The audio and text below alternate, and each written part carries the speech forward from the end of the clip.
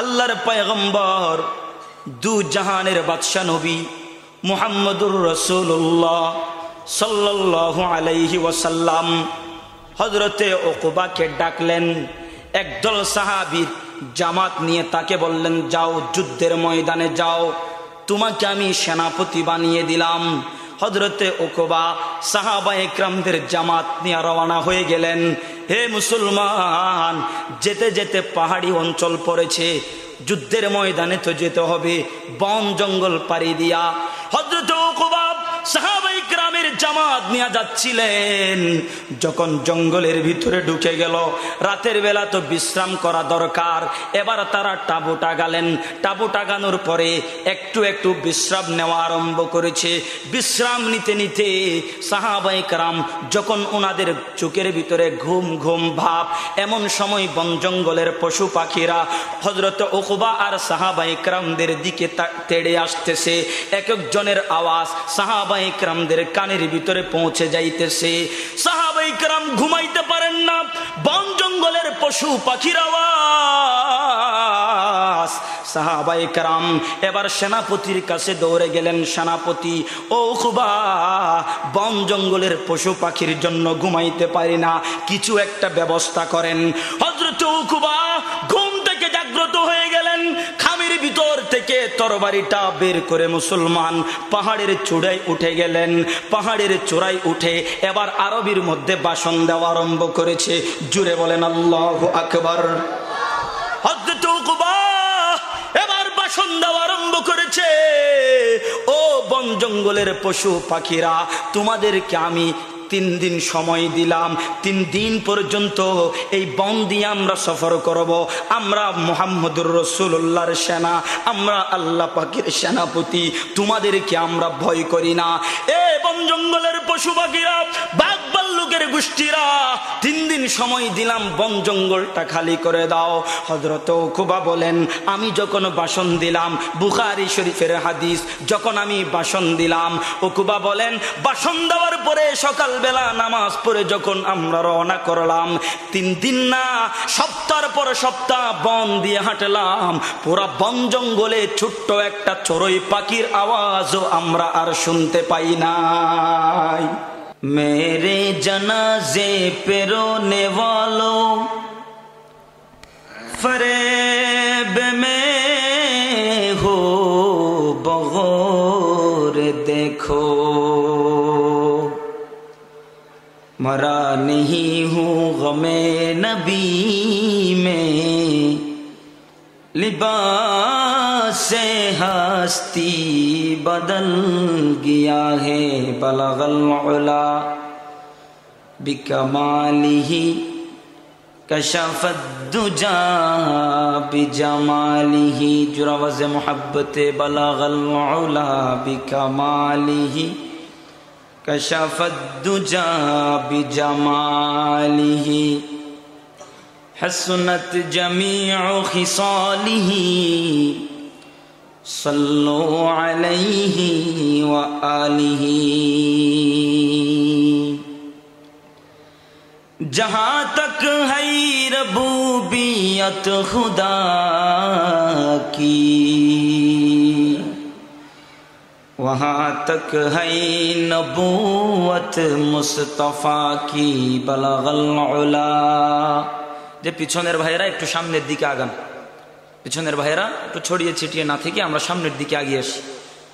বলগল উলা বিকামালিহি কশফত দুজা বিজামালিহি, হসনত জমিউ খিসালিহি, সাল্লু আলাইহি ওয়া আলিহি। একটু জিকির করি লা ইলাহা।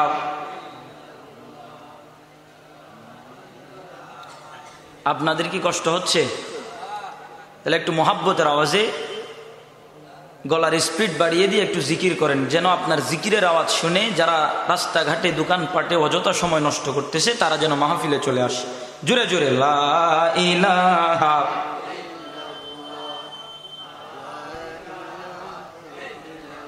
ওনারা এদুগুণ মানুষ, ওনারার আওয়াজই আত্মগম নলার একখানা আওয়াজ বারণ না, লা ইলাহা।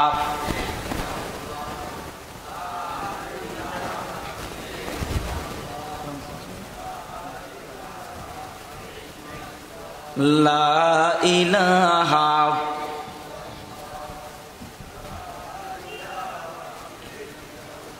আল্লাহ নামের জিকির করবে যারা, আল্লাহর কাছে প্রিয় তারা। আল্লাহ নামের জিকির করবে যারা, আল্লাহর কাছে প্রিয় তারা। আল্লাহর কাছে প্রিয় যারা, জান্নাতে প্রবেশ করবে তারা। লা ইলাহা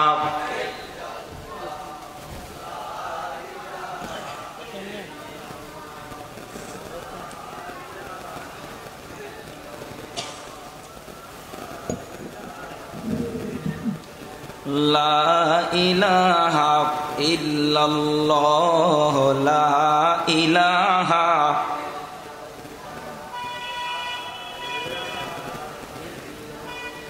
লা ইলাহা ইল্লাল্লাহ মুহাম্মাদুর রাসূলুল্লাহ সাল্লাল্লাহু আলাইহি ওয়াসাল্লাম। ঐতিহ্যবাহী পারুয়া পূর্ব কুকানিয়া ইসলামী যুব সংস্থা কর্তৃক আয়োজিত আজকের এই বিশাল ইসলামী মহাসম্মেলনের শ্রদ্ধাভাজন সম্মানিত সভাপতি, উপস্থিত হযরত উলামায়ে ইকরাম, আমার সামনে উপবিষ্ট দিন প্রিয় কোরআন প্রিয় মুসলমান ভাই ও বন্ধুগণ, সর্বপ্রথম মহান আল্লাহ পাক সুবহানাহু ওয়া তাআলার দরবারে অসংখ্য গণিত শুকরিয়া জ্ঞাপন করছি, যিনি আমাদের মতো কিছু নালায়েক অযোগ্য বান্দাদেরকে পৃথিবীর সমস্ত ঝামেলা থেকে মুক্ত করে 10 মায়ের 10 সন্তানকে আপন হয়ে কোরআন হাদিসের একই সামিয়ানার নিচে আসার বসার, কোরআন হাদিসের কথা বলার মতো শোনার মতো তৌফিক দান করেছেন। আল্লাহ পাক আসার তৌফিক দান করেছেন, সেই হিসেবে আমরা সবাই সমস্বরে জুবান খুলে ভক্তি সহকারে শ্রদ্ধাজনিত কণ্ঠে দিল থেকে হৃদয়ের আবেগ অনুভূতি উজাড় করে, রাতের নিস্তব্ধতাকে ভঙ্গ করে, সিংহ শার্দুলের মতো গর্জন করে, আকাশ বাতাস প্রকম্পিত করে উচ্চ কণ্ঠে একবার কালিমাতু শুকর আদায় করছি, বলি আলহামদুলিল্লাহ। আলোচনার শুরুতেই আপনাদের কাছ থেকে আমি একটি কমিটমেন্ট নিতে চাই। আজকের মাহফিলের প্রধান বক্তার আলোচনা না শুনে বাড়িতে চলে যাব কারা কারা দেখি তো ইনশাআল্লাহ। এতগুলো মানুষের ভিতরে একজন পাইলাম প্রধান বক্তার আলোচনা না শুনে বাসায় চলে যাবে। বুঝেন নাই, একটু বুঝে শুনে তুলেন।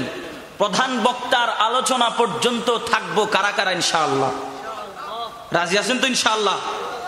দুই একটা তাকবীর দেন, যেন আপনার তাকবীরের আওয়াজ শুনে এই যে বাহিরে যারা ঘোরাফেরা করতেছেন এরা যেন পিপিলিকার মতো মাহফিলের প্যান্ডেলে চলে আসে। জুড়ে ইমানি স্পৃহা নিয়ে 2-4টি তাকবীর দিতে পারবো তো ইনশাআল্লাহ? নারায়ে তাকবীর, আল্লাহু আকবার। একটু স্পিডে দেন, নারায়ে তাকবীর, নারায়ে তাকবীর। আজকের সম্মেলন বলেন সফল হোক, সফল হোক। আজকের সম্মেলন সফল হোক। আমরা চাই কি চাই না? এ মুসলমান, চাই কি চাই না? আমরা যদি আজকের সম্মেলন সফল হোক চাই, তাহলে একটু আমার কথার সাথে আপনাদের একটু তাল দিতে হবে। যেখানে যা বলা দরকার সুবহানাল্লাহ, আলহামদুলিল্লাহ, নাউজুবিল্লাহ, ঠিক না বে ঠিক, একটু আওয়াজ দিতে হবে। আপনার আওয়াজে যেন বাহিরে ঘুরতেছে ওরা যেন চলে আসে। আমাদের দেশে সাপ ধরে যে সাপুরে আসে না নাই? এ বাবা বলতে হবে, সাপুরে আসে না নাই? আসে। সাপুড়ে যখন বিন বাজায়, কি বাজায়? বিন বাজায়। তখন সাপুড়ের বিনের আওয়াজ শুনে গর্তের ভিতরে যত বিষাক্ত সাপ থাকুক না কেন, সাপুড়ের বিনের আওয়াজ শুনে গর্ত থেকে বের হয়ে আসে কি আসে না? সাপুড়ের কথা, সাপুড়ের বিনের মাধ্যমে যেই মেসেজ সাপের কাছে পৌঁছিয়ে দিয়েছে, সাপ সেই মেসেজ পেয়ে সাপুড়ের হাতে ধরা দিয়ে দেয়। কোরআন আর হাদিস এমন এক কিতাব, এমন এক আপনার বিন, যেই বিনের আওয়াজ উলামায়ে কিরামের জবান থেকে শোনা মাত্র কোন মুমিন মুসলমান দোকান পাটে অযথা সময় নষ্ট করতে পারে না, সাপের মতো পিলপিল করে মাহফিলের প্যান্ডেলে চলে আসে। কথা ঠিক না বেঠিক? অতএব একটু জোরে আওয়াজ দিবেন যেন কোরআন হাদিসের কথাগুলো যারা মাহফিল বিরোধী, যারা ইসলামী মহাসম্মেলন বিরোধী, ওদের দিলে যেন অ্যাটম বোমার মতো আঘাত করে। কথা ঠিক না বেঠিক? এজন্য শেষ পর্যন্ত একটু আওয়াজ দিয়ে থাকতে পারবো কারা কারা? ইনশাআল্লাহ পারবো তো ইনশাআল্লাহ। চট্টগ্রামের ভাষায় একটা কথা বলে, যত কম তত গম। ঠিক না বেঠিক? যত কম তত গম, এটা আমাদের চাটগায়া ভাষার একটা কথা। তো আমরাও মানুষ কম হতে পারি, প্যান্ডেলটা কিন্তু বিশাল। আমরা মনে করছিলাম ঢাকা থেকে বক্তা আসবে, পুরা প্যান্ডেল পরিপূর্ণ হয়ে যাবে, কিন্তু দেখা গেল কিছু সংখ্যক মানুষ আসি। তাই বলে কি আমাদের আজকের সম্মেলনটা কি অসফল নাকি সফল? কথা বলতে হবে, সফল না অসফল? সফল।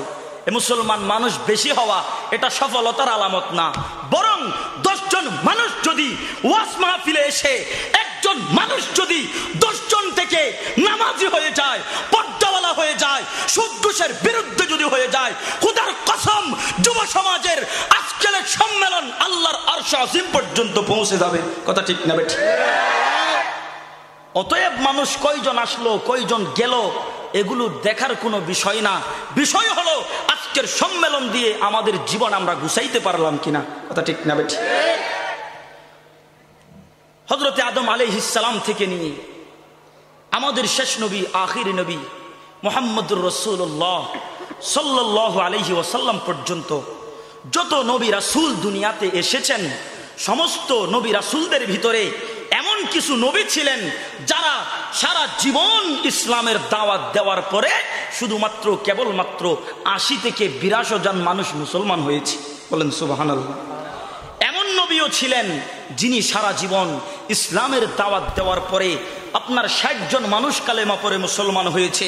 এমন নবীও ছিলেন যিনি সারা জীবন ইসলামের দাওয়াত দিয়ে 40 জন মানুষকে কালেমা পড়াইতে সক্ষম হয়েছেন।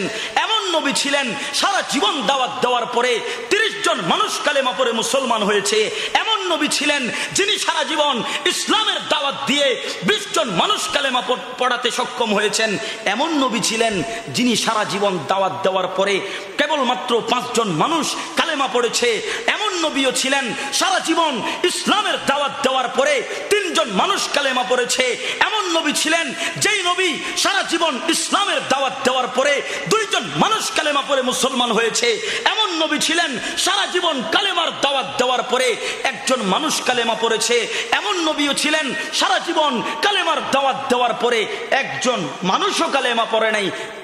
জিজ্ঞাসা করতে চাই, যেই নবী সারা জীবন দাওয়াত দেওয়ার পরে একজনও মুসলমান হয় নাই, সেই নবীর দাম আল্লাহর কাছে আছে না নাই? কথা বলতে হবে, আছে না নাই? আছে। অতএব মানুষ কয়জন আসলো ইসলামী সম্মেলনে, কয়জন মানুষ জমা হলো, কয়জন মানুষ আমাদেরকে জঙ্গি বলে গালি দিল, ওয়াজ মাহফিলের বিরোধিতা করে টাকলা মুরাদের মতো বিভিন্ন প্রকারের বুলি ছুড়লো, দেখার টাইম নাই। আমাদের কোরআন হাদিসের কথা যদি একজন গরিব মানুষ যদি আপনার শোনার পরে যদি আমলদার হয়ে যায়, আল্লাহর কসম আমাদের জীবন আল্লাহর কাছে ধন্য। কথা ঠিক না বেঠিক?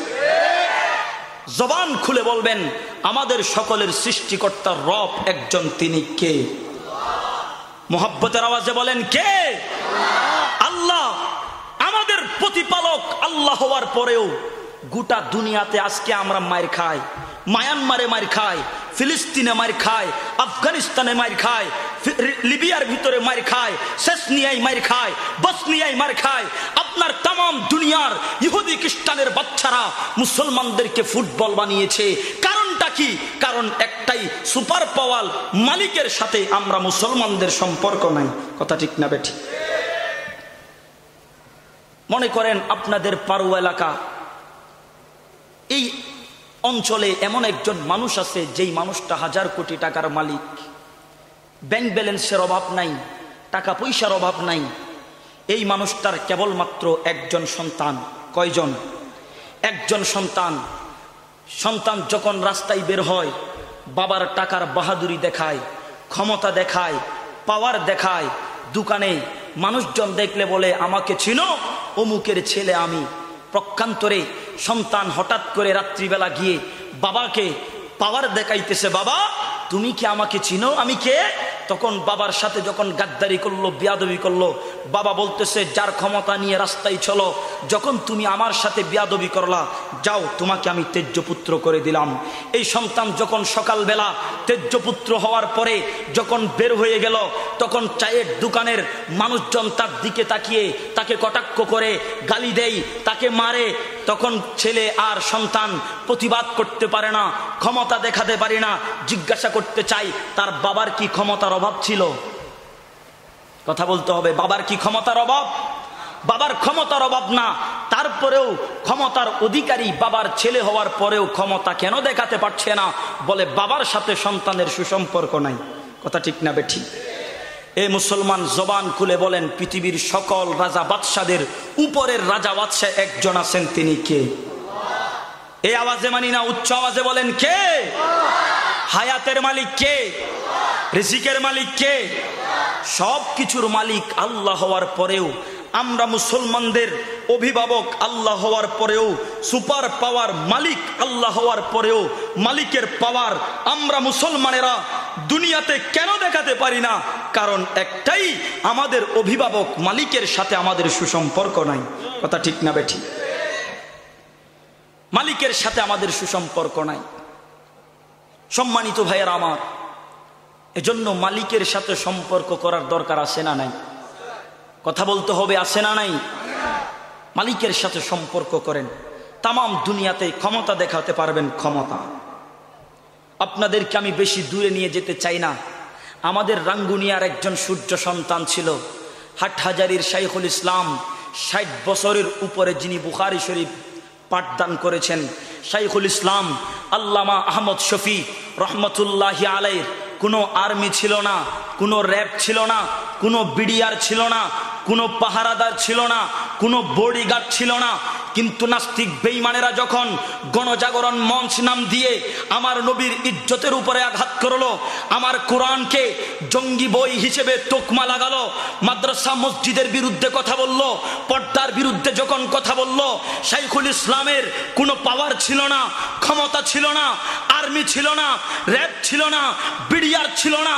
নারায়ে তাকবীরের স্লোগান দিয়ে যখন শাপলা চত্বরে গিয়েছে, নাস্তিক আর বেঈমানেরা বাংলার জমিন ছেড়ে লাশ গুটিয়ে পালাতে বাধ্য হয়ে গেছে। পাওয়ার কার? উচ্চ আওয়াজে বলেন, সেই পাওয়ার কার? সেই পাওয়ার ছিল আল্লাহর। কাহিনী তো এখানেই। যেই মুসলমানের সাথে আল্লাহর সম্পর্ক হয়, সেই মুসলমান কোনো বুলেটকে ভয় করে না। কথা ঠিক না বেঠি? অস্ত্রকে ভয় করে না, ফাঁসিকে ভয় করে না, রিমান্ডকে ভয় করে না।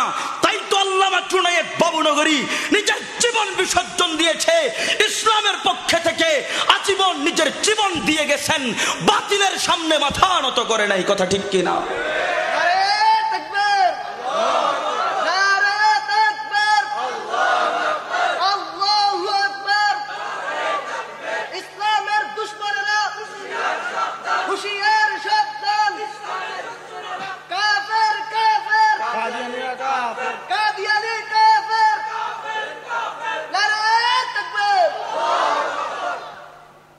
সম্মানিত ভাইয়েরা আমার, আমি আপনাদেরকে কিছু একটা বোঝানোর চেষ্টা করতেছি। সব কথার মূল কথা, আমাদের সম্পর্ক হতে হবে কার সাথে? আজকে কাদিয়ানিরা মাথা ছাড়া দিয়ে উঠেছে। আমার ভাই বলল কাফের কাফের, কাদিয়ানিরা কাফের। হে মুসলমান, আজকে তুমি ইহুদি খ্রিস্টানদের পা চাটা গোলাম হয়ে গেছো, তাদের পিছে পিছে দৌড়ো, আর তোমার নবীর ইজ্জতের উপরে আঘাত করছে এই কাদিয়ানি গোষ্ঠী। কথা ঠিক না বেঠি? তুমি ঘুমাও, তুমি ঘরের ভিতরে, তোমার দেহে তাজা রক্ত থাকতে তোমার নবীর খতমে নবুয়ত নিয়ে আঘাত করে। কেমন আমল ছিল মুসলমান? গভীর মনোযোগ দিয়া শুনেন। আল্লাহর পয়গম্বর, দু জাহানের বাদশা নবী মুহাম্মদুর রাসূলুল্লাহ সাল্লাল্লাহু আলাইহি ওয়াসাল্লাম হযরতে উকবাকে ডাকলেন। একদল সাহাবীর জামাত নিয়ে তাকে বললেন, যাও যুদ্ধের ময়দানে যাও, তোমাকে আমি সেনাপতি বানিয়ে দিলাম। হযরতে উকবা সাহাবায়ে কেরামদের জামাত নিয়ে রওনা হয়ে গেলেন। হে মুসলমান, যেতে যেতে পাহাড়ি অঞ্চল পড়েছে, যুদ্ধের ময়দানে তো যেতে হবে, বন জঙ্গল পাড়ি দিয়া হযরত উকবা সাহাবায়ে কেরামের জামাত নিয়ে যাচ্ছিলেন। যখন জঙ্গলের ভিতরে ঢুকে গেল, রাতের বেলা তো বিশ্রাম করা দরকার, এবার তারা তাঁবু টাগালেন। তাঁবু টাগানোর পরে একটু একটু বিশ্রাম নেওয়া আরম্ভ করেছে। বিশ্রাম নিতে নিতে সাহাবায়ে কেরাম যখন ওনাদের চোখের ভিতরে ঘুম ঘুম ভাব, এমন সময় বন জঙ্গলের পশু পাখিরা হযরত উকবা আর সাহাবায়ে কেরামদের দিকে তেড়ে আসতেছে। এক একজনের আওয়াজ সাহাবায়ে কেরামদের কানের ভিতরে পৌঁছে যাইতেছে। সাহাবায়ে কেরাম ঘুমাইতে পারেন না, বন জঙ্গলের পশু পাখির আওয়াজ। সাহাবায়ে কেরাম এবার সেনাপতির কাছে দৌড়ে গেলেন। সেনাপতি, ও উকবা, বন জঙ্গলের পশু পাখির জন্য ঘুমাইতে পারি না, কিছু একটা ব্যবস্থা করেন। হযরত উকবা ঘুম থেকে জাগ্রত হয়ে গেলেন। খামের ভিতর থেকে তরবারিটা বের করে মুসলমান পাহাড়ের চূড়ায় উঠে গেলেন। পাহাড়ের চূড়ায় উঠে এবার আরবির মধ্যে ভাষণ দেওয়া আরম্ভ করেছে। জুড়ে বলেন আল্লাহু আকবার। হযরত উকবা এবার ভাষণ দেওয়া আরম্ভ করেছে। ও বন জঙ্গলের পশু পাখিরা, তোমাদেরকে আমি 3 দিন সময় দিলাম। 3 দিন পর্যন্ত এই বন দিয়ে আমরা সফর করব। আমরা মুহাম্মদুর রাসূলুল্লাহর সেনা, আমরা আল্লাহ পাকের সেনাপতি, তোমাদেরকে আমরা ভয় করি না। এ বন জঙ্গলের পশু পাখিরা, বাঘ ভাল্লুকের গোষ্ঠীরা, 3 দিন সময় দিলাম, বন জঙ্গলটা খালি করে দাও। হযরত উকবা বলেন, আমি যখন ভাষণ দিলাম, বুখারী শরীফের হাদিস, যখন আমি ভাষণ দিলাম, উকবা বলেন, ভাষণ দেওয়ার পরে সকাল বেলা নামাজ পড়ে যখন আমরা রওনা করলাম, 3 দিন না, সপ্তাহ পর সপ্তাহ বন দিয়ে হাঁটলাম, পুরা বন জঙ্গলে ছোট্ট একটা চড়ুই পাখির আওয়াজও আমরা আর শুনতে পাই নাই। হযরত উকবা যখন ভাষণ দিয়েছে বন জঙ্গলের পশু পাখির জন্য, বন জঙ্গলের পশু পাখিরা হযরত উকবার ভাষণ শুনে বন জঙ্গল ছেড়ে পালিয়ে চলে গেছে। এ মুসলমান জিজ্ঞাসা করতে চায়, হযরত উকবার দিলের ভিতরে পাওয়ার ছিল কার? কথা বলতে হবে, কার? আল্লাহ পাকের পাওয়ার ছিল। কিন্তু তাদের আওয়াজে বন জঙ্গলের পশু পাখি দূর হয়ে যায়, কিন্তু আমাদের আওয়াজে ছোট্ট একটা কুত্তাও নড়ে না। বুঝা গেল সাহাবায়ে কেরামদের আমল একরকম, আমরা মুসলমানদের আমল আর একরকম। কথা ঠিক না বেঠিক? আমরা নামে মুসলমান আছি, কিন্তু আমাদের ভিতরে মুসলমানিত্ব বলতে কিচ্ছু নাই। কথা ঠিক না বেঠিক? দুর্নীতির ওই আঁকড়াই বসে জাহির করে জ্ঞান, দুর্নীতির ওই আঁকড়াই বসে জাহির করে জ্ঞান, আবার কলম দিয়া কামাই টাকা ধরে সাধুর বান। ওরা শিক্ষিত শয়তান, ওরা শিক্ষিত শয়তান। কথা ঠিক না বেঠিক? ওরা শিক্ষিত শয়তান, ওরা শিক্ষিত শয়তান। শিক্ষিত শয়তান আছে না নাই? মুসলমান দাবি করে, কিন্তু পোস্ট অফিসে গিয়া কলমের খোসায় লক্ষ টাকা মেরে দেয়। আছে না নাই? এ বাবা, কথা বলতে হবে, আছে না নাই? গরিব দুঃখী মানুষের শীতের রজনীর কম্বল চুরি করে খেয়ে ফেলে। আছে না নাই? এগুলো বললে সমস্যা, কিন্তু হক কথা বলবো। নিজের জান চলে যাবে, নিজের মান চলে যাবে, জীবন বিসর্জন যাবে, ইসলামের কথা বলেছি, বলতেছি, বলবো ইনশাআল্লাহ। কথা ঠিক না বেঠিক? হক কথা অনেকের সহ্য হয় না, কিন্তু হক কথা বলার দরকার আছে না নাই? দুর্নীতির ওই আঁকড়াই বসে জাহির করে জ্ঞান, আবার কলম দিয়া কামাই টাকা ধরে সাধুর বান। ওরা শিক্ষিত শয়তান, ওরা শিক্ষিত শয়তান, ওরা শিক্ষিত শয়তান, ওরা শিক্ষিত শয়তান। ওরা হলো দেশের জন্য মহামারীর মতন, ফাইলে কলম ঠেকাইয়া চালাই ওরা নির্যাতন। কথা ঠিক না বেঠিক? ওরা হলো দেশের জন্য মহামারীর মতন, ফাইলে কলম ঠেকাইয়া চালাই ওরা নির্যাতন। ঘুষের টাকাই উদের ভুড়ি। কথা ঠিক কিনা? ঘুষের টাকাই উদের ভুড়ি করে যে টান টান, ওরা শিক্ষিত শয়তান, ওরা শিক্ষিত শয়তান, ওরা শিক্ষিত শয়তান, ওরা শিক্ষিত শয়তান। কথা ঠিক কিনা? পীরগিরি আর মাজার পূজা আছে না নাই? বলে না আছে না নাই? পীরগিরি আর মাজার পূজা চলছে দেশটা জুড়িয়া, শিরকি আর ভণ্ডামিতে দেশটা গেছে ভরিয়া, গাজার কলকে টান মারিয়া, ঠিক কিনা? গাজার কলকে টান মারিয়া দেখাই খাজার শান, ওরা শিক্ষিত শয়তান, ওরা শিক্ষিত শয়তান, ওরা শিক্ষিত শয়তান, ওরা শিক্ষিত শয়তান। বুঝা গেল আমরা মুসলমান নামে আছি, কিন্তু আমাদের ভিতরে মুসলমানিত্ব নাই। কথা ঠিক না বেঠি? সম্মানিত ভাইয়েরা আমার,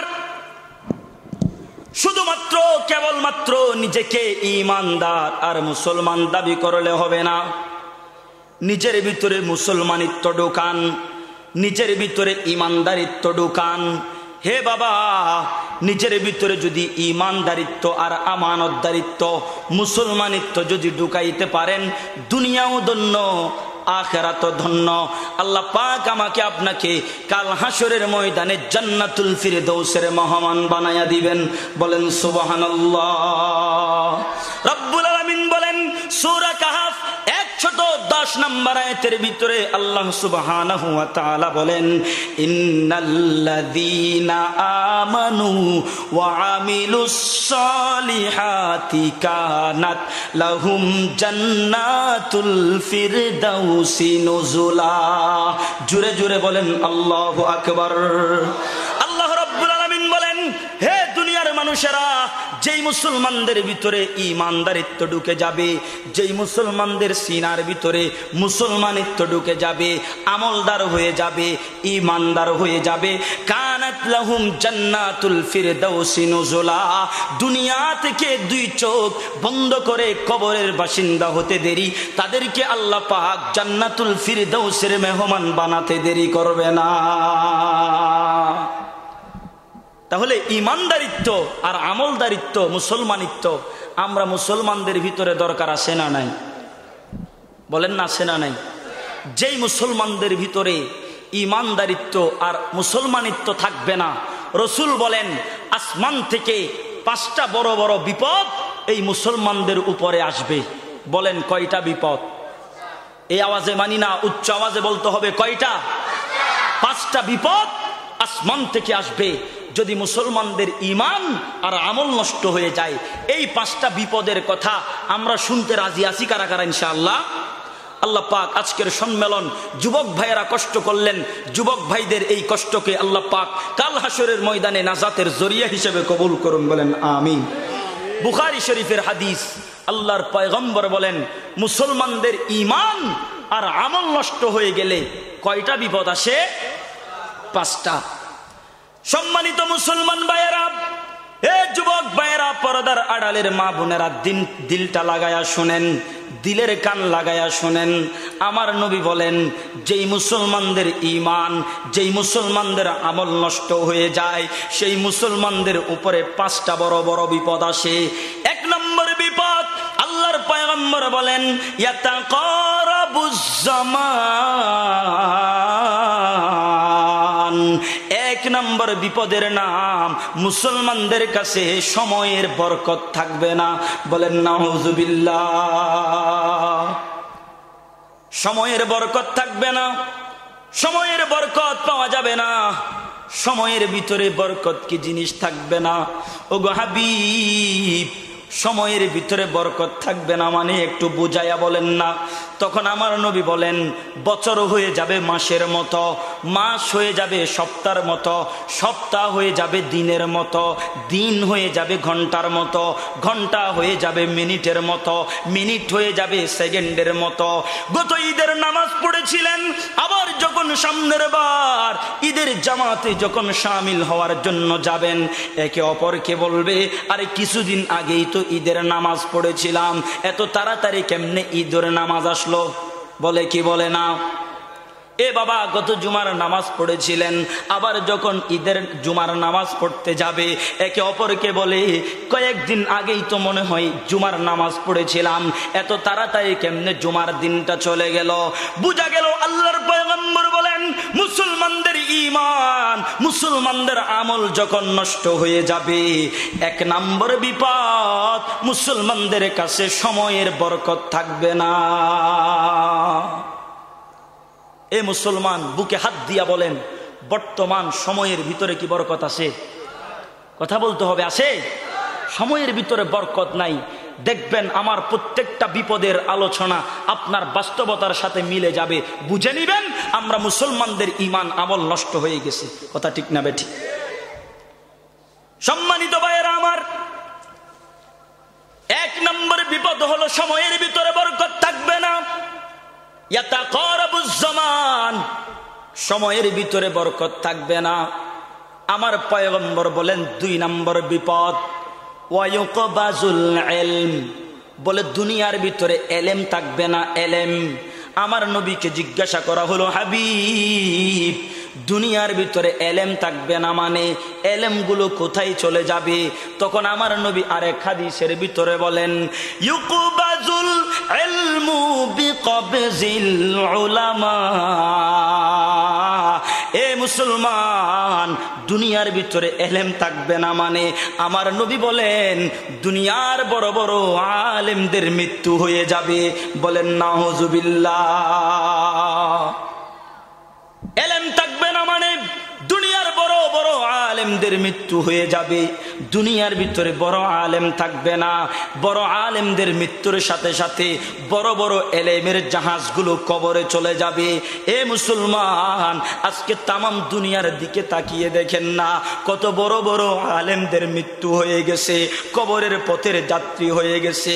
গোটা দুনিয়ার মুফতি আজম মুফতি রফি উসমানী রহমতুল্লাহি আলাইহি কেমন এলেমের জাহাজ ছিল আজকে দুনিয়াতে নাই। ও মুসলমান, পাকিস্তানের মুফতি শফি রহমতুল্লাহি আলাইহির দুইটা ফুটন্ত বাগানের ফুল ছিল, হযরতে মুফতি রফি উসমানী, মুফতি তকি উসমানী। আজকে মুফতি রফি উসমানী দুনিয়ার ভিতরে নাই। বাহিরের দেশের কথা বাদ দিয়ে দিলাম, হে মুসলমান, ৩৬,০০০ বর্গ মাইলের বাংলাদেশের দিকে তাকান। আজকে তামাম বাংলাদেশ ঘুরেন না, পটিয়ার মুফতি আজিজুল হক রহমতুল্লাহি আলাইহি কই পাবেন? পটিয়ার মুফতি আজিজুল হক রহমতুল্লাহ আলাইকে কই পাবেন? বলবি শাহ হুজুর রহমতুল্লাহি আলাইকে কই পাবেন? ও মুসলমান, তুমি আজকে পীরজি হুজুরকে কই পাবা? তুমি আজকে হাফেজজি হুজুর রহমতুল্লাহ আলাইকে কই পাবা? আজকে তুমি মুফতি আমিনীকে কই পাবা? আজকে তুমি মুফতি সৈয়দ ফজলুল করিম রহমতুল্লাহি আলাইকে কই পাবা? হাটহাজারীর মুফতি আব্দুস সালাম চাটগামী রহমতুল্লাহি আলাইহি দুনিয়ার ভিতরে আজকে জীবিত নাই। এ মুসলমান, শুধু তাই না, তামাম বাংলাদেশের দিকে তাকান। হাটহাজারীর শাইখুল ইসলাম দুনিয়া থেকে চলে গেছেন, আল্লামা জুনায়েদ বাবুনগরী দুনিয়া থেকে চলে গেছেন, নুরুল ইসলাম জিহাদি রহমতুল্লাহি আলাইহি চলে গেছেন, নূর হোসেন কাসেমি দুনিয়া থেকে চলে গেছেন, শাইখুল হাদিস দুনিয়া থেকে চলে গেছেন। রাঙ্গুনিয়ার দিকে তাকান, রাঙ্গুনিয়ার দিকে। হে মুসলমান, সরববাটার মাওলানা মেহেরুজ্জামান খুঁজলে তুমি কই পাবা? হে মুসলমান, মাওলানা ইসহাককে কই পাবা? মাওলানা আমিরুজ্জামান রহমতুল্লাহি আলাইকে কই পাবা? মাওলানা মুসা রহমতুল্লাহি আলাইকে কই পাবা? বুঝা গেল আজকে তামাম দুনিয়ার ভিতরে বড় বড় আলেমদের মৃত্যু হয়ে যাচ্ছে একটাই মাত্র কারণ, আমরা মুসলমানদের ঈমান আর আমল নষ্ট হয়ে গেছে। বড় বড় আলেমদের মৃত্যু আমাকে বুঝায়া যায়। হে বাবা, এখনো সময় আছে, তুমি মসজিদের দিকে দৌড়াও। তুমি কেন ইহুদি খ্রিস্টানদের খেলার পিছনে দৌড়াও? হে যুবক বন্ধু, তোমার পাশের আলেম মৃত্যু হলে বুঝবা আমাকে আল্লাহ মসজিদের দিকে ডাকতেছে। হে যুবক দুস্থ, তোমার এলাকার আলেমদের যদি মৃত্যু হয়ে যায় বুঝবা যে তোমাকে আল্লাহ পাক ঈমান আমল ভালো করার ইঙ্গিত দিতেছে। কথা ঠিক না বে ঠিক? নবী বলেন দুই নম্বর বিপদ ওয়ায়ুকবাজুল ইলম বিকবজিল উলামা, দুনিয়ার ভিতরে এলেম থাকবে না। এলেম থাকবে না মানে বড় বড় আলেমদের মৃত্যু হয়ে যাবে। আমার কথা আপনারা বুঝতেছেননি? কে কে বুঝতেছেন একটু হাত উঠান, নাড়াচাড়া দেন, লিল্লাহি তাকবীর। শেষ পর্যন্ত থাকবেন তো ইনশাআল্লাহ। 2 নম্বর বিপদ, ওয়ায়ুকবাজুল ইলম, দুনিয়ার ভিতরে এলেম থাকবে না, এলেম দুনিয়া থেকে চলে যাবে, বড় বড় আলেমদের মৃত্যু হয়ে যাবে।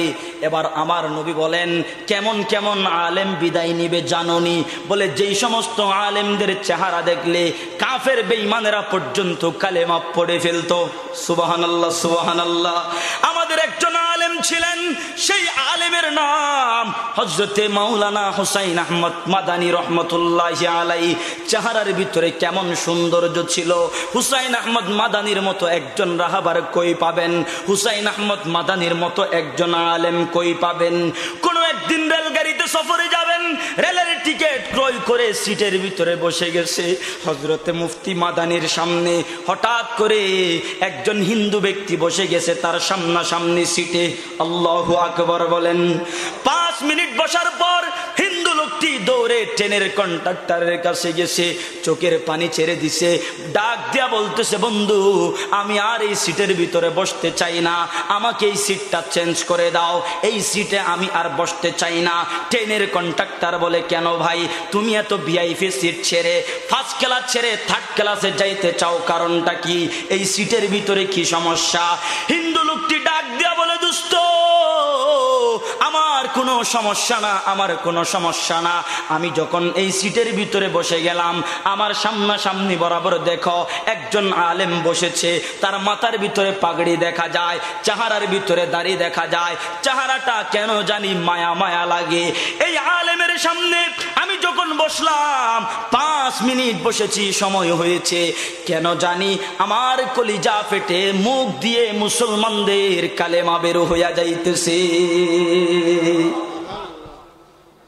কেমন কেমন আলেম দুনিয়া থেকে বিদায় নিয়েছেন বাবা।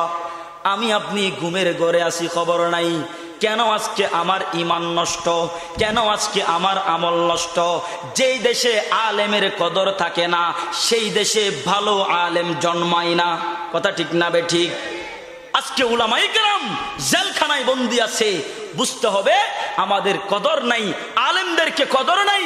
যদি উলামায়ে কেরামের কদর থাকতো, তাহলে হক্কানি রব্বানি বুজুর্গ উলামায়ে কেরামদেরকে জেলখানায় বন্দী করে রাখতে পারতাম না। কথা ঠিক না বেঠিক? আলেমদের কদর নাই। হারিয়ে গেলে বুঝবেন, হারিয়ে গেলে বুঝবেন, এখন বুঝে আসবে না।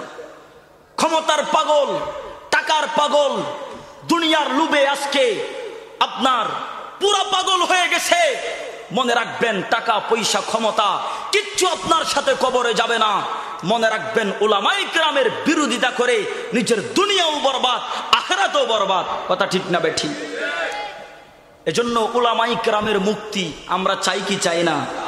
মাননীয় প্রধানমন্ত্রীকে আমরা বলবো, দয়া করে দেশের ভিতরে যদি দুর্ভিক্ষ থেকে দেশকে যদি রক্ষা করতে চান, দেশটাকে যদি আসমানি গজব থেকে রক্ষা করতে চান, দেশটাকে যদি জমিনের গজব থেকে রক্ষা করতে চান, আমাদের হক্কানি রব্বানি দেওবন্দের সূর্য সন্তান যারা জেলখানায় বন্দী আছে তাদেরকে মুক্ত করে দেন। কথা ঠিক না বেঠিক? উলামায়ে কেরামের মুক্তি আমরা চাই কি চাই না? আমরা সরকার বিরোধী নই, আমরা দেশ বিরোধী নই, আমরা আমাদের দেশকে ভালোবাসি। আমরা দেশকে ভালোবাসি বিদায় আমরা 1971 সালে পাকিস্তান হানাদার বাহিনীরা যখন 34,000 বর্গ মাইলের এই ইঞ্চি মাটির দিকে চোখ তুলে তাকিয়েছিল, পূর্ব থেকে পশ্চিম পর্যন্ত যুবকরা নিজের দেহের তাজা রক্ত ঢেলে দিয়েছে, বাংলাদেশের 1 ইঞ্চি মাটি তাদেরকে দেয় নাই। কথা ঠিক না বেঠিক? অতএব উলামায়ে কেরাম দেশকে ভালোবাসি, আমরা সরকার বিরোধী নই। উলামায়ে কেরামের কথাগুলো যদিও একটু তিতা, কিন্তু উলামায়ে কেরামের কথাগুলো মানলে সরকারের জন্য লাভ না ক্ষতি? কিন্তু লাভটা তো বুঝি নাই, উল্টা কি করলাম? তাদের বিরোধিতা করে তাদেরকে জেলে ভরে দিলাম। ঠিক না বেঠিক? এই যে মাননীয় প্রধানমন্ত্রী সাহেবা উনি বলে দিলেন 2023 সাল হবে আপনার দুর্ভিক্ষের দিন। বাংলাদেশের মানুষকে বলতেছে বেশি বেশি চাষাবাদ করার জন্য। বুঝেন, আপনি উলামায়ে কেরামদেরকে আপনার বিভিন্ন কায়দায় জেলখানায় বন্দী করে রাখলেন, দুর্ভিক্ষের কবলে দেশ পড়েছে। বুঝতে হবে উলামায়ে কেরামের বিরোধী আসমানি গজব টেনে নিয়ে আসে, কথা ঠিক না বেঠি? অতএব উলামায়ে কেরামের মুক্তি আমরা বাংলাদেশের আপমার জনতার পক্ষ থেকে উদাত্ত আহ্বান জানাচ্ছি, দেশটাকে ধ্বংসের মুখ থেকে রক্ষা করেন, উলামায়ে কেরামদেরকে মুক্তি দিয়া দেন, কথা ঠিক কিনা বলেন? সম্মানিত ভাইয়েরা আমার, আল্লাহর পয়গম্বর বলেন মুসলমানের ঈমান আমল নষ্ট হয়ে গেলে এলেম থাকে না, দুনিয়ার বড় বড় আলেমদের বিদায় হয়ে যায়। এই জন্য বড় বড় আলেমদেরকে কদর করেন, উলামায়ে কেরামদেরকে কদর করেন, দাম আছে। 3 নম্বর আমার নবী বলেন 3 নম্বর বিপদ ওয়াতাজহারুল ফিতান, সমাজের ভিতরে ফিতনা বেড়ে যাবে, ফিতনা বেড়ে যাবে। ইয়া রাসূলুল্লাহ কিসের ফিতনা বাড়বে? কয় সমাজের ভিতরে মুসলমান ভাগ হয়ে যাবে, এক এক দল আসবে আহলে খবিসের ফিতনা, এক দল আসবে কাদিয়ানি গোষ্ঠীর ফিতনা, আবার আসবে হিজবুত তাওহীদের ফিতনা, আছে না নাই? এ সমস্ত ফিতনাগুলো সমাজের ভিতরে বেড়ে যাবে।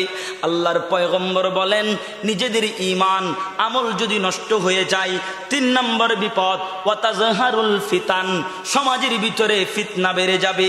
আজকে কাদিয়ানীদের ফিতনা সমাজে ঢুকে গেছে, কথা ঠিক কিনা বলেন? আহলে হাদিসদের ফিতনা বেড়ে গেছে।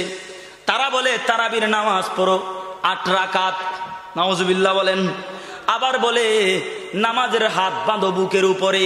ফিতনা। এই ফিতনাগুলোর কারণ আমাদের ঈমান আর আমল নষ্ট, কথা ঠিক কিনা? সমাজের ভিতরে ফিতনা বেড়ে যাবে। 3 নম্বর বিপদ আমার নবী বলেন ওয়াতাজহারুল ফিতান, সমাজের ভিতরে ফিতনা বাড়বে। ওয়াহাবি সুন্নির ফিতনা, ওয়াহাবি বলবে সুন্নি পাইলে মারো, সুন্নি বলবে ওয়াহাবি পাইলে মারো, আহলে হাদিস বলবে হানাফি পাইলে মারো, হানাফিরা বলবে আহলে হাদিস পাইলে মারো। এই মারামারি নিয়ে ফিতনা প্রকাশ পেয়ে যাবে। নাস্তিক্যবাদীর ফিতনা, বিভিন্ন প্রকারের প্রশ্ন মানুষের মাথার ভিতরে ঢুকায়া দেবে। নাস্তিকরা বলে যেই জিনিস দেখি না সেই জিনিস মানি না, অতএব আল্লাহকে যখন দেখি না আল্লাহকেও আমরা বিশ্বাস করি না। বলেন নাউজুবিল্লাহ। তাদের থিওরি যেই জিনিস দেখি না সেই জিনিস আমরা মানব না। যখন নাস্তিকদের এই ফিতনা আসলো, এই ফিতনার জবাব সাধারণ পাবলিক কি কোনোদিন দিতে পারবে? কথা বলতে হবে, পারবে? পারবে না। এই ফিতনা দমন করতে পারবে উলামায়ে কেরাম।